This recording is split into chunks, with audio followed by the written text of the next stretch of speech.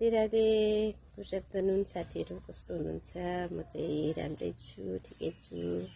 आशा गर्छु हजुरहरू पनि ठिकै हुनुहुन्छ भन्ने हो आज चाहिँ म हजुरहरूलाई यो फुल यो जुन फुल देख्नुहुँदैछ नि यो बगानबेली फुल हो है यो कलरको छ अनि यो फुलको लागि चाहिँ अब मेडिसिन भनौँ न मल पनि मेडिसिन पनि तयार गर्नको लागि चाहिँ मैले एउटा केही नौलो भन्दा पनि अहिले चाहिँ यो नै युज गर्छन् तर पनि मैले चाहिँ अलिकति युट्युबबाट हेरेर अनि हजुरहरूलाई थोरै जानकारी दिन चाहन्छु है हजुरहरूले हेर्नु होला मैले के रेडी पारेको छु यहाँ हेर्न सक्नुहुन्छ यो चाहिँ हो प्याज हेर्न सक्नुहुन्छ नि अनियन यसको चाहिँ छिल्का यस्तो छिल्कालाई पिसेर अनि पेस्ट बनाएर फुलमा लगाउनु पर्छ